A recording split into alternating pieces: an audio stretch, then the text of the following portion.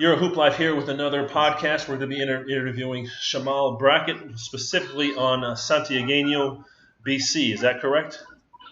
Yes, that's correct. Santiagueno, BC. Awesome.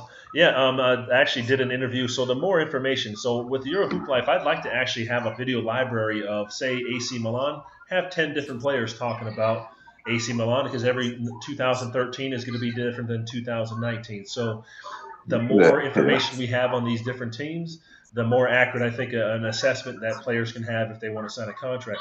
So let's dig right into it. What got you onto the team? How'd you get there? Who were you playing with? What was the situation like in the city? Um, what got me there? I was actually in El Salvador already because with my family and the team. They always try to find loopholes. They were like, "Oh, there's an American already here. We don't have to pay for a flight. We have to snatch them up quick." So they came with a great offer. So I said, "Okay, cool." I traveled down there to the name of the city is Santiago de Maria. It's a pretty small city, man. It's like it's really small. It's a city in between just So you say mountains it's more all of a around it. village?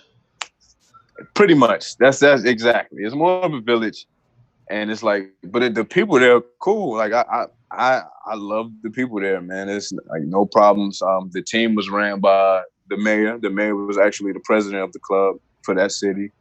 So we were always taken care of. We were provided with like new basketball shoes and uniforms and stuff like that, which was surprising for me because this is coming from a small town. You wouldn't expect them to have a lot of money like they did. Yeah.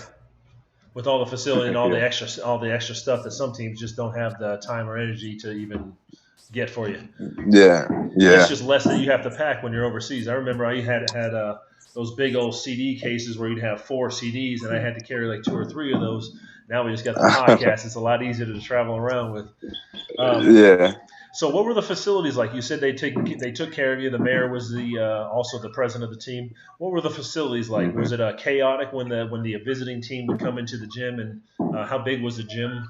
How many people would it seat? Actually, this particular city we played outside on concrete, which Oh, is really tough. oh yeah, on the Not knees.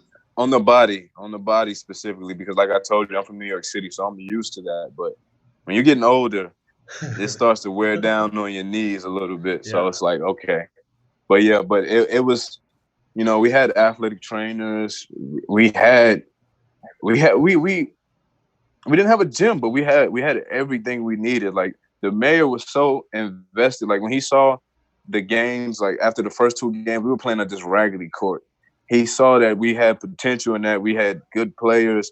He spent a bunch of money and just built like this whole new court, and it was beautiful. Like Oh, he really? had spots like a little locker room. Yeah, man, it was crazy. And he did that in like probably like 3 weeks. He was like, "Oh man, my team, my team, my team." So he took care of us, man. Like we always ate at restaurants, and we would just go in there and tell them, "Oh, the mayor's gonna pay the tab." And like, okay, cool. Awesome. Yeah. Yeah, man. I remember playing in Venezuela, a very similar situation. We'd have these kind of outdoor domes that weren't, they're completely covered, but then you'd have these little Exactly. archways that would kind of like the air would breeze through. But then in the middle of the That's game, exactly what you'd it have was a like. dragonfly flying through the court while we're dribbling the ball, of course, Ex- calling one exactly. down or something like that.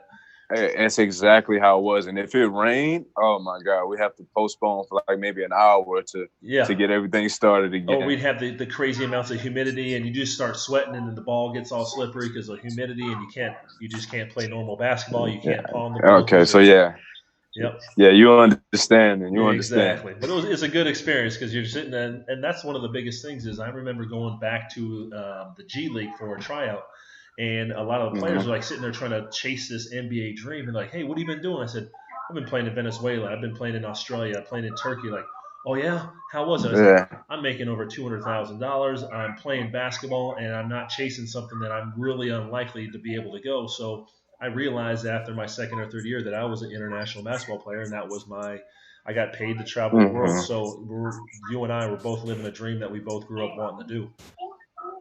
Yeah. Yeah. Exactly, man. Outstanding. Exactly. So it sounds like the financial situation was a good thing. The team was a good thing.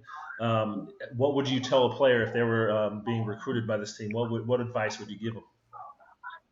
Um, my advice that I would give anybody when and this is just being in general dealing with any team in El Salvador, learn a little bit of Spanish, because if they can get over on you, they will. Because with this team specifically, this was maybe my third season playing in El Salvador, so I started to pick up Spanish. Being around my wife and her family, so I started to understand a lot. But I didn't start speaking yet. So we agreed on the price, and we had a team meeting with Santiagueno, and it was just me there because Maurice hadn't come yet. And they said a number that we didn't agree on. And when I got to speaking my Spanish in there, everybody facing the room was like, yeah, oh man, like, oh. And I could tell from that moment they probably always thinking like, yeah, well, we can't invite him to no more meetings. You gotta So yeah, but hear us talking about him. But other than that, I mean, they were great people, But I would tell anybody that just brush up on your Spanish a little bit before you come out here, because they will try to get over on you. And if you want to contact the team, they have a Facebook page, Santiagueno BC. And also you contact me and I can get you in touch with some of the guys, because I still talk to them, like the managers of the team. I still talk to them almost every week. They're cool people. Okay, awesome. Shahmel, thank you for your time and your information. Hopefully this information will help some future players. No problem, man. No problem at all. All right, have a good time down in El Salvador.